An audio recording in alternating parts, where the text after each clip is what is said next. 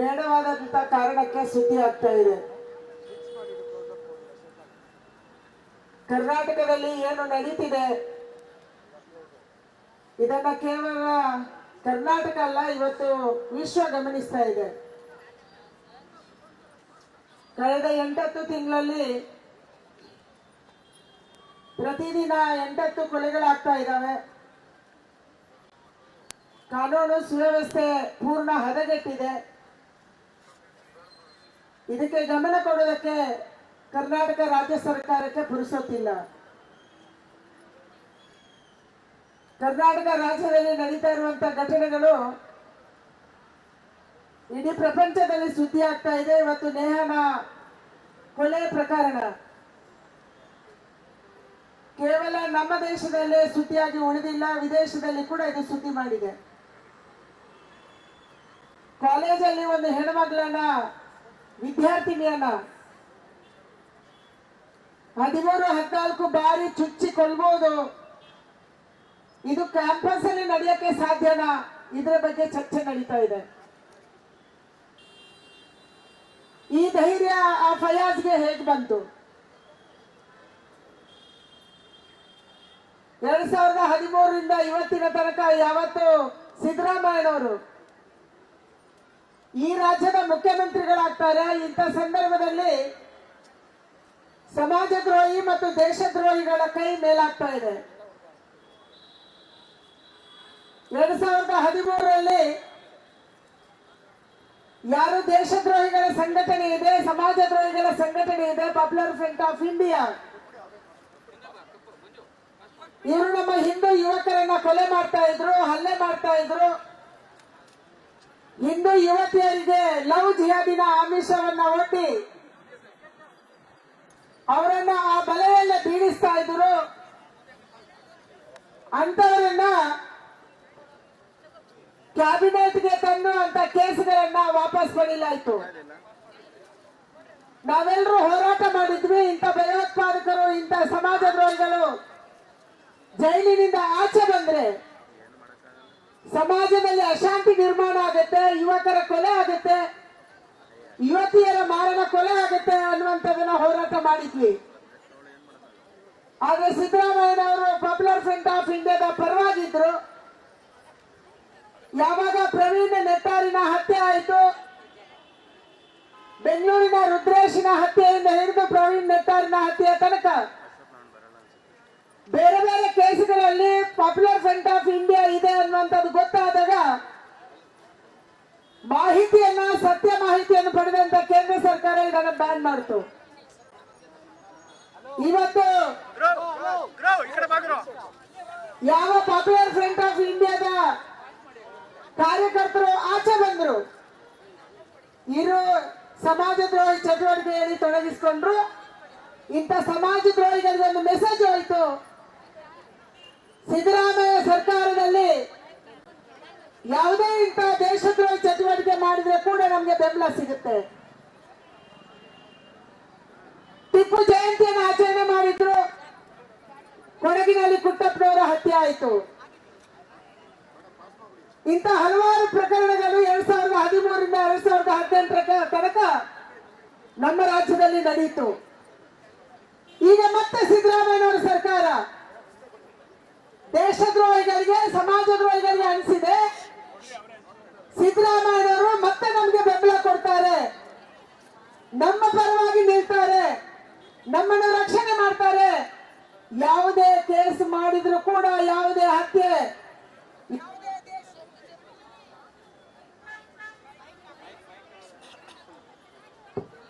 ಯಾವುದೇ ದೇಶದ್ರೋಹದ ಕೆಲಸ ಮಾಡಿದ್ರು ಕೂಡ ಇವತ್ತು ನಮ್ಮನ್ನು ಬಂಧಿಸಲ್ಲ, ನಮಗೆ ಶಿಕ್ಷೆ ಆಗಲ್ಲ ಅನ್ನುವಂತ ಮೆಸೇಜ್ ಇವತ್ತು ಇವರಿಗೆ ಹೋಗಿದೆ. ಇಲ್ಲದೆ ಹೋದ್ರೆ ವಿಧಾನಸೌಧದೊಳಗೆ, ನಮ್ಮ ಶಕ್ತಿ ಸೌಧದಲ್ಲಿ, ನಮ್ಮ ವಿಧಾನಸೌಧದಲ್ಲಿ ಯಾವತ್ತು ಪಾಕಿಸ್ತಾನ ಜಿಂದಾಬಾದ್ ನಾವು ಕೇಳಿರ್ಲಿಲ್ಲ.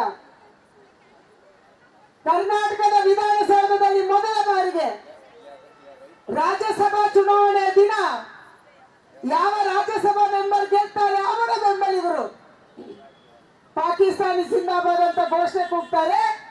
ಅವರಿಗೆ ಕೇಸ್ ಹಾಕೋದಕ್ಕೆ, ಅದರ ಪರೀಕ್ಷೆ ಮಾಡಿಸೋದಕ್ಕೆ ಅದನ್ನು ಕೂಡ ಡಿಲೇ ಮಾಡ್ತಾರೆ. ಅವರಿಗೂ ಅನ್ಸುತ್ತೆ ಈ ದೇಶದಲ್ಲಿ ಏನಾದ್ರೂ ಮಾಡಬಹುದು. ಮೈಸೂರಿನಲ್ಲಿ ಒಬ್ಬ ಯುವಕ ಮೋದಿ ಬಗ್ಗೆ ಹಾಡು ಬರೀತಾನೆ. ಆ ಹಾಡನ್ನ ಯಾವುದೊಬ್ಬ ಮೀಡಿಯಾದವನಿಗೆ ಕರೆಸಿ ಕೇಳಿಸ್ತಾನೆ. ಆದ್ರೆ ಅವನಿಗೆ ಗೊತ್ತಿರ್ಲಿಲ್ಲ ಇವನು ಈ ದೇಶದ್ರೋಹಿಯಲ್ಲಿ ಒಬ್ಬ ಪಾರ್ಟು ಅಂತ ಹೇಳಿ. ನನ್ನ ಫ್ರೆಂಡ್ಸ್ಗೆ ಕೇಳಿಸ್ತೀನಿ ಅಂತ ಹೇಳಿ ಕರ್ಕೊಂಡು ಹೋಗ್ತಾನೆ. ಎಲ್ಲ ಅಲ್ಪಸಂಖ್ಯಾತ ಹುಡುಗರನ್ನ ಒಟ್ಟು ಮಾಡಿ ಅವನಿಗೆ ಹೊಡಿತಾರೆ, ಅವನಿಗೆ ಮೂತ್ರ ಕುಡಿಸ್ತಾರೆ, ಮೈ ಮೇಲೆ ಮೂತ್ರ ಹಾಕ್ತಾರೆ. ಅವನ ಕಿಸೆಯಲ್ಲಿರುವಂತ ರಾಮನ ಫೋಟೋವನ್ನ ತೆಗೆದು ಅದಕ್ಕೆ ಮೂತ್ರ ಹೊಯ್ತಾರೆ. ಮೊನ್ನೆ ಬೇಟರಾಯನಪುರದಲ್ಲಿ MS ಪಾಳ್ಯ ರಾಮನವಮಿಯ ದಿನ ನಮ್ಮ ಹುಡುಗರು ಭಗವದ್ಗೀತೆ ಹಿಡ್ಕೊಂಡು ಕಾರಲ್ಲಿ ಹೋಗ್ತಾ ಇದ್ರು. ಜೈ ಶ್ರೀರಾಮ್ ಅಂತ ಕೂಗ್ತಾ ಇದ್ರು.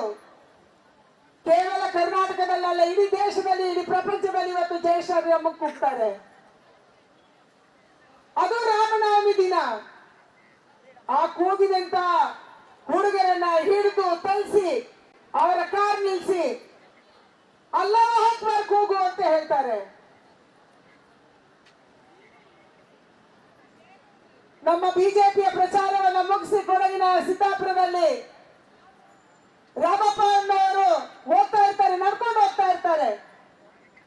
4-5 ಹುಡುಗರು ಈ ಮೈಸೂರಿನ ನಮ್ಮ ಅಭ್ಯರ್ಥಿಯಾದಂತಹ ಮಹಾರಾಜರ ಚುನಾವಣಾ ಪ್ರಚಾರವನ್ನು ಮುಗಿಸಿಕೊಂಡು ಹೋಗ್ತಾರೆ. ಅವರ ಮೇಲೆ ಒಬ್ಬ ಅಲ್ಪಸಂಖ್ಯಾತ ಬಂದು ಕಾರ್ ಹಾಯಿಸ್ತಾನೆ, ಒಬ್ಬ ಅಲ್ಲೇ ಸತ್ತೋಗ್ತಾರೆ, ಇನ್ನಿಬ್ರು ಆಸ್ಪತ್ರೆಯಲ್ಲಿದ್ದಾರೆ. ನಿನ್ನೆ ಯಾದಗಿರಿಯಲ್ಲಿ ರಾಕೇಶ್ ಅನ್ನುವಂತ ಪರಿಷ್ಠ ಜಾತಿಯ ಹುಡುಗನನ್ನ ಹೊಡೆದುಕೊಳ್ತಾರೆ. ಎಲ್ಲೂ ಕೇಸ್ ಆಗಲ್ಲ, ಎಲ್ಲೂ ಗಂಭೀರವಾಗಿ ಸರ್ಕಾರ ಇದನ್ನ ಶಿಕ್ಷೆ ಕೊಡುವಂತ ಆ ಸಮಾಜದ್ರೋಹಿ ಶಕ್ತಿಗಳಿಗೆ ಭಯ ಹುಟ್ಟಿಸುವಂತ ಕೆಲಸವನ್ನು ಮಾಡ್ತಾ ಇಲ್ಲ. ಅದಕ್ಕಾಗಿ ಅವರ ಕೈ ಮೇಲಾಗ್ತಾ ಇದೆ. ನಾನು ಈ ಸರ್ಕಾರಕ್ಕೆ ಕೇಳಕ್ಕೆ ಇಚ್ಛೆ ಪಡ್ತೀನಿ, ನೇಹ ಮಾಡಿದ ತಪ್ಪೇನು? ಏನ್ ತಪ್ಪು ಮಾಡಿದ್ದಾರೆ? ನೇಹ ಕಾಲೇಜ್ ಹೋಗ್ತಾ ಇದ್ಲು, ಅವನು ಕಾಲೇಜ್ ಬರ್ತಾ ಇದ್ದ. ಅವಳಿಗೆ ಆ ಹುಡುಗನಿಗೆ ಅವಳ ಮೇಲೆ ಇಷ್ಟ ಆಗಿರ್ಬೋದು. ಇಷ್ಟ ಆಗಿದ್ರೆ ಈ ಕೊಲೆ ನಡೀತಾ ಇರ್ಲಿಲ್ಲ. ಕೇವಲ ಇಷ್ಟಕ್ಕೆ ಲವ್ ಜಿಹಾದಿಗೆ ಈ ಕೊಲೆ ನಡೆದಿಲ್ಲ. ಈ ಕೊಲೆ ನಡೆದಿರುವಂತದ್ದು ಅವನಿಗೆ ಇಷ್ಟ ಆಯ್ತು, ಅವನು ಮತಾಂತರ ಆಗಕ್ಕೆ ಒಪ್ಪಲಿಲ್ಲ. ಆ ಕಾರಣಕ್ಕಾಗಿ ಇವತ್ತು ಈ ಕೊಲೆ ನಡೆದಿದೆ. ಇದಿವತ್ತು ಆಗಿರುವಂತದ್ದು. ಬಂಧುಗಳೇ, ಕಳೆದ ಹಲವಾರು ವರ್ಷದಿಂದ ನಾವು ಲವ್ ಜಿಹಾದ್ ಬಗ್ಗೆ ಮಾತಾಡ್ತಾ ಇದ್ವಿ. ಲವ್ ಜಿಹಾದ್ ಕೇವಲ ಪ್ರೇಮ ಅಲ್ಲ. ಲವ್ ಜಿಹಾದಿನ ಹಿಂದೆ, ಆ ಪ್ರೇಮದ ಹಿಂದೆ ದೊಡ್ಡ ಷಡ್ಯಂತ್ರ ಇದೆ. ಆ ಷಡ್ಯಂತ್ರ ಇವತ್ತು ಆಚೆ ಬರ್ತಾ ಇದೆ. ಏನ್ ಷಡ್ಯಂತ್ರ? ನಮ್ಮ ಹೆಣ್ಮಕ್ಳನ್ನ ಪುಸಲಾಯಿಸೋದು, ನಮ್ಮ ಹೆಣ್ಮಕ್ಳನ್ನ ಪ್ರೇಮದ ನಾಟಕ ಆಡೋದು. ನೀವ್ ಯಾರು ಕೇರಳ ಫೈಲ್ಸ್ ನೋಡಿದ್ರೆ ಗೊತ್ತಿಲ್ಲ, ನೋಡುವಂತ ಧೈರ್ಯ ನಂಗಂತೂ ಇಲ್ಲ. ಆದ್ರೆ ನಾವು ಅಸಲಿ ಕೇರಳ ಫೈಲ್ಸ್ ಅನ್ನ ನೋಡಿದೀವಿ. ನಮ್ಮ ಕೋಸ್ಟಲ್ ಅಲ್ಲಿ, ನಮ್ಗೆ ಹತ್ತಿರವಾಗಿರುವಂತ ಕಾಸರಗೋಡಲ್ಲಿ, ನಮ್ಮ ಜಿಲ್ಲೆಗೆ ಅಂದ್ಕೊಂಡಿರುವಂತ ಕಾಸರಗೋಡಲ್ಲಿ ಏನಿದ್ದಾರೆ ಹಿಂದೆ ಷಡ್ಯಂತ್ರ ಇದೆ. ಈ ಷಡ್ಯಂತ್ರ ಹಿಂದೂ ಹೆಣ್ಮಕ್ಳನ್ನ, ಅದು ಸ್ಪೆಷಲಿ ಯಾರು ಶ್ರೀಮಂತರಿದ್ದಾರೆ, ಯಾರು ಸ್ವಲ್ಪ ಗಟ್ಟಿ ಇದ್ದಾರೆ, ಯಾರಿಗೆ ಒಬ್ಳೇ ಹೆಣ್ಮಕ್ಳಿದ್ದಾರೆ, ಯಾರಿಗೆ ಹೆಣ್ಮಕ್ಳು ಮಾತ್ರ ಇದ್ದಾರೆ, ಇಂಥವರನ್ನ ಟಾರ್ಗೆಟ್ ಮಾಡಿ ಅವರನ್ನ ಲವ್ವಿನ ಅಥವಾ ಪ್ರೇಮದ ಬೆಲೆಯಲ್ಲಿ ಸಿಕ್ಸೋದು, ಕೊನೆಗೆ ಮದುವೆಯ ನಾಟಕ ಆಡೋದು, ಅವಳನ್ನ ಮತಾಂತರ ಮಾಡೋದು. ಮತಾಂತರ ಮಾಡದೇ ಇದ್ರೆ ಸಿಡಿ ಮಾಡೋದು ಮೊದಲು, ಅದನ್ನ ಸೋಷಿಯಲ್ ಮೀಡಿಯಾದಲ್ಲಿ ಬಿಡ್ತೀನಿ, ಮಾಧ್ಯಮಕ್ಕೆ ಬಿಡ್ತೀನಿ ಅನ್ನುವಂತ ಬೆದರಿಕೆ ಹಾಕೋದು. ಅದಾದ ಮೇಲೆ ಮತಾಂತರ ಮಾಡುದು, ಮತ್ತೆ ಮದುವೆ ಆಗುದು. ಅಂದ್ರೆ ಇವತ್ತು ಪ್ರೇಮ, ಯಾರು ಅಲ್ಪಸಂಖ್ಯಾತರು ನಮ್ಮ ಹಿಂದೂ ಹುಡುಗಿಯರನ್ನ ಪ್ರೇಮ ಮಾಡ್ತಾರೆ, ಇದು ಕೇವಲ ಪ್ರೇಮಕ್ಕೆ ಸೀಮಿತ ಆಗಿಲ್ಲ, ಇದು ಮತಾಂತರಕ್ಕೆ ಸೀಮಿತ ಆಗಿದೆ. ನಮ್ಮ ಹೆಣ್ಮಕ್ಳನ್ನ ಮತಾಂತರ ಮಾಡಿ ಇವತ್ತು ಮತಾಂತರದ ಮೂಲಕ ದೇಶಾಂತರ ಮಾಡುವಂತ ಒಂದು ವ್ಯವಸ್ಥಿತ ಷಡ್ಯಂತ್ರ ಈ ದೇಶದಲ್ಲಿ ನಡೀತಾ ಇದೆ. ಅದಕ್ಕಾಗಿ ನಾವು ಜಾಗೃತ ಆಗಬೇಕಾಗಿದೆ, ಅದಕ್ಕಾಗಿ ನಾವು ಹೋರಾಟ ಮಾಡಬೇಕಾಗಿದೆ. ಇವತ್ತು ನೇಹ 13 ಬಾರಿ ಚುಚ್ಚಕ್ಕೆ ಹೇಗೆ ಮನಸ್ಸು ಬಂತು? ಒಬ್ಬ ಯುವಕ, ಕಾಲೇಜ್ಗೆ ಹೋಗುವ ಯುವಕ, ಅವನಿಗೆ ಟ್ರೈನಿಂಗ್ ಎಲ್ಲ ಆಯ್ತು, ಅವನಿಗೆ ಮಾನಸಿಕವಾಗಿ ಆ ರೀತಿಯ ತರಬೇತಿಯಲ್ಲಿ ಸಿಕ್ಕಿತ್ತು. ಇವತ್ತು ಚಿಕ್ಕ ಮಕ್ಕಳನ್ನು ಕೂಡ ಮದ್ರಾಸ ಅನ್ನುವಂತ ಹೆಸರಿನಲ್ಲಿ ಆ ಮಕ್ಕಳಿಗೆ ಭಯೋತ್ಪಾದನೆ ಬಗ್ಗೆ, ಕಾಫಿರನ್ನ ಹತ್ಯೆ ಮಾಡುವುದರ ಬಗ್ಗೆ, ಕಾಫಿರನ್ನ ಲವ್ ಮಾಡಿ ನೀವು ಪುಸ್ಲಾಯಿಸಿ ಅವರನ್ನ ಕನ್ವರ್ಷನ್ ಮಾಡಿ ಅನ್ನೋದ್ರ ಬಗ್ಗೆ ಈ ದೇಶದಲ್ಲಿ ವ್ಯವಸ್ಥಿತವಾದಂತ ಷಡ್ಯಂತ್ರ ನಡೀತಿದೆ. ಇದರ ಭಾಗವಾಗಿ ಇವತ್ತು ಫಯಾಜ್ ಈ ಕೆಲಸ ಮಾಡಿದ್ದಾನೆ. ಸರ್ಕಾರ ಏನ್ ಮಾಡ್ತಿದೆ? ಸಿದ್ದರಾಮಯ್ಯನವ್ರಿಗೆ ಏನೂ ಅನ್ಸಿಲ್ಲ, ಗೃಹ ಮಂತ್ರಿಗಳಿಗೆ ಏನೂ ಅನ್ಸಿಲ್ಲ. ಇದು ಒಂದು ಸಣ್ಣ ಘಟನೆ ಅಂತ ಹೇಳ್ತಾ ಇದ್ದಾರೆ. ಮುಖ್ಯಮಂತ್ರಿಗಳು ಹೇಳ್ತಾರೆ ಇದು ಒಂದು ವೈಯಕ್ತಿಕ ಘಟನೆ. ಯಾವುದು ಸ್ವಾಮಿ ವೈಯಕ್ತಿಕ ಘಟನೆ? ಕಾಲೇಜಲ್ಲಿ ಬಂದು ಒಂದು ಹೆಣ್ಮಕ್ಳನ್ನ ಇಷ್ಟು ಬಾರಿ ಚುಚ್ಚು ಒಬ್ಬ ಯುವಕ ಸಾಯಿಸ್ತಾನೆ, ಒಬ್ಬ ವಿದ್ಯಾರ್ಥಿ ಸಾಯಿಸ್ತಾನೆ ಅಂತಂದ್ರೆ ಅವನ ಹಿನ್ನೆಲೆ ನೀವು ತಿಳ್ಕೋಬೇಕಲ್ಲ, ಅವನಿಗೆ ಇಲ್ಲಿ ತರಬೇತಿ ಆಗಿದೆ ತಿಳ್ಕೋಬೇಕಲ್ಲ, ಅವನು ಪ್ರೀತಿಯ ಜೊತೆ ಮತಾಂತರದ ಬಗ್ಗೆ ಯಾಕೆ ಮಾತಾಡಿದ್ರೆ ತಿಳ್ಕೋಬೇಕಲ್ಲ. ಯಾಕೆ ತಿಳ್ಕೊಂಡಿಲ್ಲ? ಇದನ್ನು ಮುಚ್ಚಿ ಹಾಕುವಂತದ ಪ್ರಯತ್ನವನ್ನ ನೀವು ಮಾಡ್ತಾ ಇದ್ದೀರಿ. ಈ ರಾಜ್ಯದಲ್ಲಿ ನಡೀತಾ ಇರುವಂತಹ ಒಂದೊಂದು ಘಟನೆಗಳು, ಈ ರಾಜ್ಯದಲ್ಲಿ ನಡೀತಾ ಇರುವಂತ ಒಂದೊಂದು ಈ ರೀತಿಯ ಹಿಂದೂಗಳಿಗೆ ಆಗ್ತಾ ಇರುವಂತಹ ಅಪಮಾನ, ಇದಕ್ಕೆ ಸರ್ಕಾರದ ಕುಮ್ಮಕ್ಕಿದೆ, ಇದಕ್ಕೆ ಸಿದ್ದರಾಮಯ್ಯ ಕುಮ್ಮಕ್ಕಿದೆ. ಕೇವಲ ವೋಟ್ ಬ್ಯಾಂಕ್ ರಾಜಕಾರಣಕ್ಕಾಗಿ, ಅಲ್ಪಸಂಖ್ಯಾತರ ಓಲೈಕೆ ಮಾಡುವುದಕ್ಕಾಗಿ ಹಿಂದೂಗಳಿಗೆ ಅನ್ಯಾಯ ಆದ್ರೂ ಅಡ್ಡಿಲ್ಲ, ನಾವು ಸಹಿಸ್ಕೊಂತೀವಿ. ಇವತ್ತು ಹಿಂದೂ ಸಮಾಜ ಹೋರಾಟ ಮಾಡುವಂತ ಅದು ನಾವಿವತ್ತು ಹೆಣ್ಮಕ್ಳು ಸೇರಿದೀವಿ, ನಮ್ಗೆ ದುಃಖ ಆಗಿದೆ. ಇವತ್ತು ಕೇಂದ್ರದಲ್ಲಿ ನರೇಂದ್ರ ಮೋದಿ ಅವರು ಕಾನೂನು ಮಾಡಿದ್ದಾರೆ. ಯಾರು 16 ವರ್ಷಕ್ಕಿಂತ ಕಡಿಮೆ ವಯಸ್ಸಿನವರನ್ನ ರೇಪ್ ಮಾಡಿದ್ರೆ ಅಥವಾ ಲೈಂಗಿಕ ಕಿರುಕುಳ ಕೊಟ್ರೆ ಮರಣ ದಂಡನೆ ಕೊಡಬೇಕನ್ನುವಂತ ಕಾನೂನನ್ನು ನಾವು ಮಾಡಿದ್ದೀವಿ. ನಿರ್ಭಯ ಪ್ರಕರಣದ ನಂತರ ಕ್ರಿಮಿನಲ್ ಬಿಲ್ಗೆ ನಾವು ಅಮೆಂಡ್ಮೆಂಟ್ ಅನ್ನು ತಂದ್ವಿ. ಉಗ್ರವಾದಂತ ಶಿಕ್ಷೆಯನ್ನು ಕೊಡಬೇಕು ಅಂತ ನರೇಂದ್ರ ಮೋದಿ ಅವರು, ಈ ದೇಶದ ಪ್ರಧಾನಿ, ನಮ್ಮ ಹೆಣ್ಮಕ್ಳಿಗೆ ನ್ಯಾಯ ಸಿಗಬೇಕು. ಕ್ರಿಮಿನಲ್ ಅಮೆಂಡ್ಮೆಂಟ್ ಬಿಲ್ 2013 ನಾವು ಮಾಡಿ ಅದನ್ನು ಇನ್ನಷ್ಟು ರಿವೈಸ್ ಮಾಡುವಂತದ ಮಾಡಿದ್ವಿ. ಉಗ್ರ ಶಿಕ್ಷೆ ಆಗ್ಬೇಕು, ಫಾಸ್ಟ್ ಟ್ರ್ಯಾಕ್ ಕೋರ್ಟ್ ಆಗ್ಬೇಕು, ಹೆಣ್ಮಕ್ಳು IPS ಆಫೀಸರಿಂದ ತನಿಖೆ ಆಗ್ಬೇಕು. ಕೋರ್ಟ್ಗೆ ಕೇಸ್ ಹೋಗುತ್ತೆ, 16 ಪ್ರಶ್ನೆಗಳನ್ನು ಕೇಳ್ತಾರೆ. ಯಾರು ಲೈಂಗಿಕ ದೌರ್ಜನ್ಯ ಆದ್ರೂ ಕೂಡ ಅದನ್ನು ಲೈಂಗಿಕ ದೌರ್ಜನ್ಯ ಆಗಿದೆ ಅಂತ ಒಪ್ಕೊಳ್ಳುವಂತ ಸ್ಥಿತಿಯಲ್ಲಿ ಇವತ್ತು ಇಲ್ಲ. ಯಾಕೆಂದ್ರೆ ನಮ್ಮ ಕರ್ನಾಟಕದಂತ ಸರ್ಕಾರ ಯಾವ ಕಾನೂನನ್ನ ಕೇಂದ್ರ ಸರ್ಕಾರ ಮಾಡಿದ್ಯೋ ಅದಕ್ಕೆ ಬಲ ಕೊಡುವಂತ ಕೆಲಸವನ್ನ ಇಲ್ಲಿಯ ಸರ್ಕಾರ ಮಾಡ್ತಾ ಇಲ್ಲ. ಅದಕ್ಕಾಗಿ ಇವತ್ತು ಆಗ್ತಾ ಇಲ್ಲ.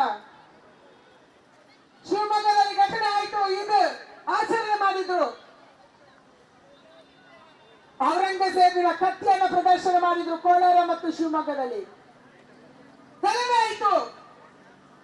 ಶಿವಮೊಗ್ಗದ 100 ಮನೆಗಳಿಗೆ ನುಗ್ಗಿ ವಯಸ್ಸು ನೋಡದೆ ಹೆಣ್ಣು ಮಕ್ಕಳ ಎದೆ ಮೇಲೆ ಕೈ ಹಾಕಿದ್ರು ಅಲ್ಪಸಂಖ್ಯಾತರ ಯುವಕರು. ಒಂದು ಕೇಸ್ ಆಗಿಲ್ಲ ತಾಯಿ, ಒಂದು ಕೇಸ್ ಆಗಿಲ್ಲ.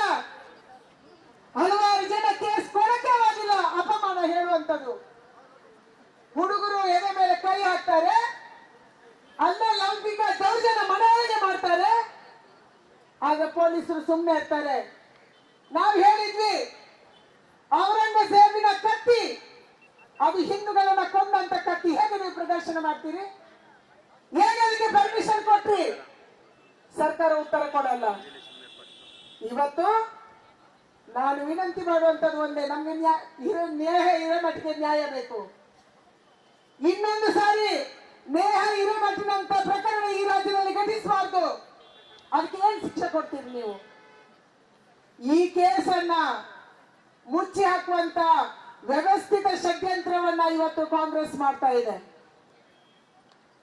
ಅವಳ ಅಪ್ಪ ಅಮ್ಮನಿಗೆ ಬೆದರಿಕೆ ಮಾಡ್ತಾ ಇದ್ದಾರೆ, ಅವಳ ಕುಟುಂಬಕ್ಕೆ ಬೆದರಿಕೆ ಬರ್ತಾ ಇದೆ. ನಾವೇನಾದ್ರೂ ಮಾತಾಡಿದ್ರೆ ನಮ್ಗೆ ಬೆದರಿಕೆ ಬರುತ್ತೆ. ಏನ್ ನಡೀತಿದೆ ರಾಜ್ಯದಲ್ಲಿ? ಪೊಲೀಸ್ ವ್ಯವಸ್ಥೆ ಎಲ್ಲೋಗಿದೆ? ನಮ್ಮ ಪೊಲೀಸರ ಕೈಯನ್ನು ಕೂಡ ಕಟ್ಟಿ ಹಾಕುವಂತ ವ್ಯವಸ್ಥಿತ ಷಡ್ಯಂತ್ರವನ್ನ ರಾಜ್ಯ ಸರ್ಕಾರ ಮಾಡ್ತಾ ಇದೆ. ಪರಮೇಶ್ವರ್ ಅವರಿಗೆ ಯಾವುದೇ ಕಂಟ್ರೋಲ್ ಉಳ್ಕೊಂಡಿಲ್ಲ ಈ ಸರ್ಕಾರದ ಮೇಲೆ, ಈ ವ್ಯವಸ್ಥೆಯ ಮೇಲೆ, ಪೊಲೀಸ್ ಸಿಸ್ಟಮ್ ಮೇಲೆ. ಮುಖ್ಯಮಂತ್ರಿಗಳು ಒಂದು ಮಾತಾಡ್ತಾರೆ, ಡಿಸಿಎಂ ಅವರೊಂದು ಮಾತಾಡ್ತಾರೆ, ಪರಮೇಶ್ವರ್ ಅವರೊಂದು ಮಾತಾಡ್ತಾರೆ, ಒಬ್ಬರಿಗೊಬ್ರು ರಕ್ಷಣೆ ಮಾಡ್ತಾರೆ. ಹಿಂದೂಗಳಿಗೆ ಅಪಮಾನ ಆದ್ರೂ ಕೂಡ ಹಿಂದೂಗಳು ಸಹಿಸಿಕೊಂಡಿರ್ತಾರೆ ಅನ್ನುವಂತ ಒಂದು ಮಾನಸಿಕತೆಯನ್ನ ಕಾಂಗ್ರೆಸ್ ಬೆಳೆಸ್ಕೊಂಡಿದೆ. ಅದಕ್ಕಾಗಿ ಇವತ್ತು ಈ ರಾಜ್ಯದಲ್ಲಿ ಈ ಘಟನೆ ಆಗ್ತಾ ಇದೆ. ನಮ್ಮ ನೇಹನಿಗೆ ನ್ಯಾಯ ಬೇಕು, ನಮ್ಮ ನೇಹನಿಗೆ ನ್ಯಾಯ ಬೇಕು. ಫಯಾಜ್ ಅಂತ ಮಾನಸಿಕ ಒಂದು ಇರುವಂತ ಮಾನಸಿಕತೆ ಇರುವಂತ ಫಯಾಜ್ ಅಂತ ಮೋಸ ಮಾಡಿದಂತ ಆ ಹೆಣ್ಣು ಮಗುವಿಗೆ ಪ್ರೀತಿಯ ನಾಟಕ ಆಡಿ ಅವಳನ್ನ ಮತಾಂತರ ಮಾಡಿ ಅವಳಿಗೆ ಮೋಸ ಮಾಡಕ್ಕೆ ಹೊರಟಂತ ಫಯಾಜಿಗೆ ಗಲ್ಲು ಶಿಕ್ಷೆ ಆಗ್ಬೇಕು. ಇದು ನಮ್ಮ ಆಗ್ರಹ ಇದೆ. ಅವನಿಗೆ ಗಲ್ಲು ಶಿಕ್ಷೆ ಆಗ್ಬೇಕು. ಅದಕ್ಕೆ ಯಾವ ಸೆಕ್ಷನ್ ಹಾಕಿದ್ರಿ ಪೊಲೀಸರೇ? ಸಿದ್ದರಾಮಯ್ಯ ಅವರು ನಾನು ಕೇಳಕ್ಕೆ ಇಚ್ಛೆ ಪಡ್ತೀನಿ, ಯಾವ ಸೆಕ್ಷನ್ ಹಾಕಿದ್ರಿ ನೀವು? ನೀವು ಫಯಾಜ್ ಅನ್ನ ರಕ್ಷಣೆ ಮಾಡಕ್ ಹೊರಟಿದ್ದೀರಿ, ಕೇಸನ್ನ ವೀಕ್ ಮಾಡಕ್ ಹೊರಟಿದ್ದೀರಿ. ಅದಕ್ಕಾಗಿ ನಮ್ಮ ಹೋರಾಟ. ಈ ಹೋರಾಟ ಯಾತಕ್ಕೆ? ಈ ಹೋರಾಟ ಈ ರಾಜ್ಯಕ್ಕೆ, ಈ ದೇಶಕ್ಕೆ ಒಂದು ಸಂದೇಶವನ್ನು ಕೊಡುವುದಕ್ಕೆ. ಇಂಥ ಯಾರೇ ಆದ್ರೂ ಕೂಡ ಯಾವ ಹೆಣ್ಣು ಮಗುವಿನ ಮೇಲೆ ಇವತ್ತು ಈ ರೀತಿಯ ಚುಚ್ಚಿ ಚುಚ್ಚಿ ಚುಚ್ಚಿ ಕೊಳ್ಳುವಂತ ಒಂದು ಮಾನಸಿಕತೆಯನ್ನು ಬೆಳೆಸ್ಕೊಂಡಿದ್ದಾರೆ, ಅವರಿಗೆ ತೀವ್ರತರವಾದಂತ ಶಿಕ್ಷೆ ಆಗಬೇಕು. ಕರ್ನಾಟಕದ ಇಂಥ ಸಮಾಜ ದ್ರೋಹಿಗಳಿಗೆ, ದೇಶದ ಎಲ್ಲ ಸಮಾಜ ದ್ರೋಹಿಗಳಿಗೆ ಒಂದು ಸಂದೇಶವನ್ನು ಕರ್ನಾಟಕದಿಂದ ಕಲಿಸಬೇಕು. ಇಂಥವ್ರಿಗೆ ಶಿಕ್ಷೆ ಆಗುತ್ತೆ, ನಮ್ಮನ್ನು ಸಹಿಸಿಕೊಳ್ಳುವಂತ ಸಂದೇಶ ಹೋಗ್ಬೇಕಾಗಿದೆ. ಅದಕ್ಕೆ ನೀವು ರೆಡಿ ಇದ್ದೀರಾ ಸಿದ್ದರಾಮಯ್ಯನವರೇ? ಅದಕ್ಕೆ ನೀವು ರೆಡಿ ಇದ್ದೀರಾ ಅಥವಾ ಕೇವಲ ವೋಟ್ ಬ್ಯಾಂಕ್ ರಾಜಕಾರಣ ಮಾಡ್ತೀರಾ? ಈ ಪ್ರಶ್ನೆಯನ್ನು ಕೇಳಕ್ಕೆ ನಾವು ಇವತ್ತು ಫ್ರೀಡಂ ಪಾರ್ಕ್ಗೆ ಬಂದಿದ್ದೀವಿ. ಸ್ವಾತಂತ್ರ್ಯಕ್ಕಾಗಿ ಹೋರಾಟ ಮಾಡಿದಂತ ಜಾಗ ಇದು. ಎಮರ್ಜೆನ್ಸಿಯಲ್ಲಿ ನಮ್ಮ ಹಿರಿಯರು 1.5 ವರ್ಷಗಳ ಕಾಲ ಇಲ್ಲಿ ಕಳೆದಂತ ಜಾಗ ಇದು. ದೇಶದಲ್ಲಿ ಶಾಂತಿಗಾಗಿ, ದೇಶದಲ್ಲಿ ಸ್ವಾತಂತ್ರ್ಯಕ್ಕಾಗಿ, ದೇಶದಲ್ಲಿ ಸಾರ್ವಭೌಮತೆಗಾಗಿ, ಪ್ರಜಾತಂತ್ರ ವ್ಯವಸ್ಥೆ ಉಳಿಯುವುದಕ್ಕಾಗಿ ಹೋರಾಟ ಮಾಡಿದಂತ ಜಾಗದಲ್ಲಿ ನಾವು ಕೂತು ಕೇಳ್ತಾ ಇದ್ದೀವಿ, ನಮ್ಗೆ ನ್ಯಾಯ ಕೊಡಿ. ನಾವು ಒಬ್ಬೊಬ್ರು ಇವತ್ತು ನಿಮ್ಮನ್ನು ಕೇಳಕ್ಕೆ ಇಚ್ಛೆ ಪಡ್ತಾ ಇದ್ದೀವಿ. ಎಷ್ಟು ನೇಹಂದಿರ ಕೊಲೆ ಬೇಕು ನಿಮ್ಗೆ? ಎಷ್ಟು ಜನರ ಬಲಿ ಬೇಕು? ನೀವೇನ್ ಮಾಡ್ಬೇಕು ಅಂತಿದ್ದೀರಿ? ಇದನ್ನು ಕೇಳಕ್ಕೆ ನಾವು ಫ್ರೀಡಂ ಪಾರ್ಕಿಗೆ ಬಂದಿದ್ದೀವಿ. ಇವತ್ತು ನೇಹ ಹಿರೇಮಠಿಗೆ ನ್ಯಾಯ ಕೊಡಿಸ್ಬೇಕು. ಅವರ ತಂದೆ ತಾಯಿಗೆ ಕೂಡ ದುಃಖ ಕೊಡುವಂತ ಕೆಲಸವನ್ನ ಸಿದ್ದರಾಮಯ್ಯನವರು ಮಾಡಿದ್ದಾರೆ. ಅದೊಂದು ವೈಯಕ್ತಿಕ ಪ್ರಕರಣ ಅನ್ನುವಂಥದ್ದನ್ನ ಹೇಳಿ ಅಪಮಾನ ಮಾಡಿದ್ದೀರಿ ನೀವು. ಅವಳು ಮತಾಂತರ ಆಗಕ್ಕೆ ಒಪ್ಪಲಿಲ್ಲ ಅನ್ನುವಂತ ಏಕೈಕ ಕಾರಣಕ್ಕಾಗಿ ಅವಳ ಮರ್ಡರ್ ನಡೆಯುತ್ತೆ ಅಂತಂದ್ರೆ ರಾಜ್ಯದಲ್ಲಿ ಶಾಂತಿಯನ್ನ ನಿರೀಕ್ಷೆ ಮಾಡುವುದು ಹೇಗೆ? ಇದು ನಮ್ಮ ಪ್ರಶ್ನೆ ಇದೆ. ಅದಕ್ಕಾಗಿ ನಾನು ಆಗ್ರಹ ಮಾಡ್ತೀನಿ, ತಕ್ಷಣ ಇವತ್ತು ಅವನಿಗೆ ಯಾವ ಕೇಸ್, ಯಾವ ಸೆಕ್ಷನ್ ಅಡಿಯಲ್ಲಿ ನಾವು ಉಗ್ರವಾದ ಶಿಕ್ಷೆಯನ್ನ ಕೊಡಬಹುದು, ಆ ಸೆಕ್ಷನ್ ಅನ್ನ ಪೊಲೀಸರಿಂದ ಹಾಕಿಸ್ಬೇಕು. ಅವನಿಗೆ ಉಗ್ರವಾದ ಶಿಕ್ಷೆ ಆಗ್ಬೇಕು. ಆ ಕುಟುಂಬಕ್ಕೆ ಪರಿಹಾರ ಸಿಗ್ಬೇಕು. ಒಂದು ಮಗು ಸತ್ತಾಗ ಪರಿಹಾರ ಯಾವ ಲೆಕ್ಕಕ್ಕೂ ಅಲ್ಲ. ಪರಿಹಾರದಿಂದ ಮಗಳು ವಾಪಸ್ ಬರಲ್ಲ. ಆಗ ಆ ಮಗಳ ಮೇಲೆ ನಿರೀಕ್ಷೆ ಇಟ್ಕೊಂಡಿದ್ರು, ನನ್ನ ಮಗಳು ಕಾಲೇಜ್ ಹೋಗ್ತಾಳೆ, ಯಾವುದೋ ಒಂದು ದೊಡ್ಡ ಮನುಷ್ಯ ಆಗ್ತಾಳೆ, ನಮ್ಮೆಲ್ಲರನ್ನ ವಯಸ್ಸಿನ ಕಾಲದಲ್ಲಿ ಸಾಕ್ತಾಳೆ. ಇದು ತಂದೆ ತಾಯಿದ್ರ ಅಪೇಕ್ಷೆ. ಯಾಕಂದ್ರೆ ನಮ್ಮ ಬಹುಸಂಖ್ಯಾತಿಗೆ ಇರುವುದು ಒಬ್ರು ಇಬ್ರು ಮಕ್ಕಳು. ಇವತ್ತು ಕೇವಲ ಒಬ್ರು ಮಕ್ಕಳು ಇರುವಂತದ್ದು, 10 ಮಕ್ಕಳು ಇಲ್ಲ ನಮ್ಗೆ.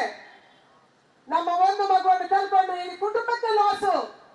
ಇದನ್ನು ಈ ಸರ್ಕಾರ ಅರ್ಥ ಮಾಡ್ಕೊಳ್ಬೇಕಾಗಿದೆ. ಅದಕ್ಕಾಗಿ ನಾನು ಆಗ್ರಹ ಮಾಡ್ತೀನಿ, ಸಿದ್ದರಾಮಯ್ಯನವರೇ ಈ ಕೇಸನ್ನ ಬಿಗಿ ಮಾಡಿ. ಇಲ್ಲದೆ ಹೋದ್ರೆ ಇಡೀ ರಾಜ್ಯದಾದ್ಯಂತ ನಿಮ್ಗೆ ನಾವು ಹೋರಾಟ ಮಾಡ್ತೀವಿ. ಇಡೀ ರಾಜ್ಯದಾದ್ಯಂತ ನಮ್ಮ ಹೆಣ್ಮಕ್ಳು ನಿಮ್ಗೆ ಶಾಪ ಆಗ್ತಾರೆ. ಈ ಸರ್ಕಾರ ತೊಲಗಬೇಕನ್ನುವಂತ ಶಾಪ ಆಗ್ತಾರೆ. ಇದು ಇವತ್ತು ಆಗ್ಬೇಕಾಗಿದೆ. ಅದಕ್ಕಾಗಿ ನ್ಯಾಯ ಹಿರೇಮಠಿಗೆ ನ್ಯಾಯವನ್ನ ಕೊಡಿಸಿ ನಮ್ಮೆಲ್ಲರನ್ನ ಕಾಪಾಡಿ, ನಮ್ಮ ಹೆಣ್ಮಕ್ಳನ್ನ ಕಾಪಾಡಿ. ನಮ್ಮ ಹೆಣ್ಮಕ್ಳು ಕಾಲೇಜ್ ಹೋಗೋದು ಬೇಡವಾ? ನಮ್ಮ ಹೆಣ್ಮಕ್ಳು ಮನೆಯಿಂದ ಆಚೆ ಹೋಗೋದು ಬೇಡವಾ? ಆಚೆ ಹೋದವರು ವಾಪಸ್ ಬರ್ತಾರೆ ಅನ್ನುವಂತ ವಿಶ್ವಾಸ ಇವತ್ತು ಈ ರಾಜ್ಯದಲ್ಲಿ ಉಳ್ಕೊಂಡಿಲ್ಲ. ಅಷ್ಟೊಂದು ಕಾನೂನು ಸುವ್ಯವಸ್ಥೆ ಹದಗೆಟ್ಟಿದೆ. ಒಂದೊಂದು ದಿನಕ್ಕೆ 8-10 ಕೊಲೆಗಳಾಗ್ತಾ ಇದ್ದಾವೆ. ಇದು ಇವತ್ತು ರಾಜ್ಯದಲ್ಲಿ ನಡೀತಾ ಇದೆ. ಅದಕ್ಕಾಗಿ ನಾನು ಸರ್ಕಾರಕ್ಕೆ ಆಗ್ರಹ ಮಾಡ್ತೀನಿ, ತಕ್ಷಣ ಕ್ರಮವನ್ನು ಕೈಗೊಳ್ಳಬೇಕು. ಫಯಾಜ್ ಅನ್ನ ನೇಣುಗಂಬೆ ಏರಿಸಬೇಕು. ನಮ್ಮಂತ ಹೆಣ್ಮಕ್ಳು ನೋಡ್ಬೇಕು, ಇಂಥ ಸಮಾಜ ದ್ರೋಹಿ ಹೆಣ್ಣು ಮಗುವನ್ನ ಚುಚ್ಚಿ ಕೊಂದಂತ ಇಂಥ ವಿಕೃತ ಮನಸ್ಸಿನವನು ಹೇಗೆ ಸಾವನ್ನಪ್ಪಿದ ಅನ್ನುವಂಥದ್ದನ್ನು ನಾವು ನೋಡ್ಬೇಕು. ಅದಕ್ಕಾಗಿ ಈ ಹೋರಾಟವನ್ನ ನಾವು ಮಾಡ್ತಾ ಇದ್ದೀವಿ. ಅದಕ್ಕಾಗಿ ನನ್ನ ಎಲ್ಲ ತಾಯಂದಿರು, ಇದು ಕೇವಲ ಒಂದು ದಿನದ ಹೋರಾಟ ಅಲ್ಲ. ನಮ್ಮ ಮನಸ್ಸಲ್ಲಿ ಕಿಚ್ಚು ಬರಬೇಕು, ನಮ್ಮ ಮನಸ್ಸಲ್ಲಿ ಕಿಚ್ಚು ಬರಬೇಕು. ನಮ್ಮ ಮನಸ್ಸಲ್ಲಿ ನಮ್ಮ ಮಕ್ಕಳಿಗೆ ಹೇಳಬೇಕು, ಇಂಥ ದೇಶದ್ರೋಹಿಗಳು ಸಮಾಜದ್ರೋಹಿಗಳು ಸಮಾಜದಲ್ಲಿದ್ದಾರೆ, ನಾವು ಜಾಗೃತಿ ವಹಿಸಬೇಕು ಅನ್ನುವಂಥದ್ದನ್ನು ಹೇಳಬೇಕಾಗಿದೆ. ಅದಕ್ಕಾಗಿ ಈ ಹೋರಾಟವನ್ನ ಅವಳ ಸ್ಮರಣಾರ್ಥವಾಗಿ ನಾವು ಕ್ಯಾಂಡಲ್ ಅನ್ನ ಹಚ್ಚಿ ಅವರಿಗೆ ಶ್ರದ್ಧಾಂಜಲಿಯನ್ನು ಸಲ್ಲಿಸ್ತಾ ಇದ್ದೀವಿ. ಅವರ ಕುಟುಂಬಕ್ಕೆ ಈ ಒಂದು ದುಃಖವನ್ನು ಭರಿಸುವಂತ ಶಕ್ತಿಯನ್ನು ಭಗವಂತ ಕೊಡ್ಲಿ ಅನ್ನುವಂತ ಪ್ರಾರ್ಥನೆಯನ್ನು ನಾನು ಮಾಡ್ತಾ ಇದ್ದೀನಿ. ಹಾಗೇನೆ ಈ ಕಾಂಗ್ರೆಸ್ ಸರ್ಕಾರ ಇವತ್ತು ಯಾವ ನೇಹದ ಕೊಲೆಗೆ ಬೇರೆ ಬೇರೆ ಕೇಸ್ಗಳಲ್ಲಿ ಕ್ರಮವನ್ನು ಕೈಗೊಳ್ಳದೆ ಈ ರೀತಿ ಒಂದು ಕೊಟ್ಟಿದೆಯೋ ಅದಕ್ಕಾಗಿ बोलो भारत माता की, जोराಗಿ ಹೇಳ್ರ ಮನುಷ್ಯರೇ, बोलो भारत माता की।